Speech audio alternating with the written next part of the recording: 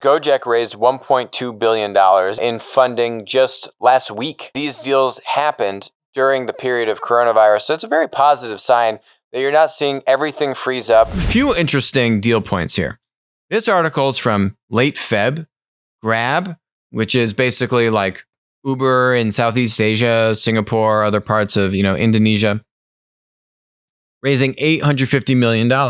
You would think, oh, that's perfect timing. Really, right before things started to get out of hand. The thing to remember, though, is that coronavirus was already going on in February, right, as a known issue. It started in December in China and really started to spread quickly in January. And so it was a known issue. They raised $850 million despite all of that happening.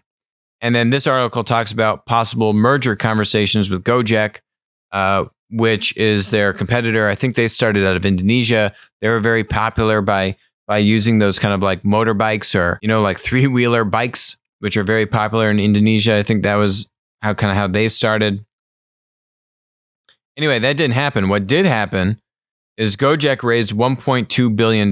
These are US dollars in funding just last week. A very positive sign if you're in Southeast Asia that these mega deals are still happening, that these companies that are not profitable are still able to raise mega rounds of capital despite what's happening with the virus. Certainly, it's a very known entity there, and people understand that it's going to have a long-lasting impact and downside impact on a number of things. Ride sharing, and we've seen, has been hugely hit in the United States. But despite all of that, you see these massive rounds happening. And I'd say that's a very positive sign for these Southeast Asian or Asian tech startups that maybe, not all of the capital has been frozen. Now, these are mega deals, so these investors are going to be looking at a very different kind of deal than the earlier stage tech investors, A, and B, presumably these deals usually close weeks in advance to the deal being announced. So I don't know if this deal literally just closed and was leaked last week, or if it closed a number of weeks ago and is now being announced. That's not clear.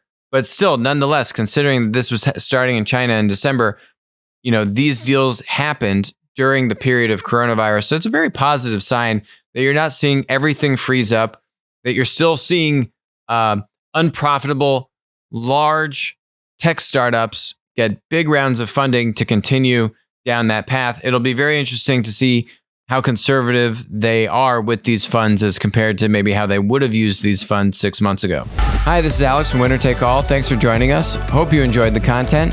Feel free to leave a comment, ask us questions, and definitely make sure to join us on our next live stream.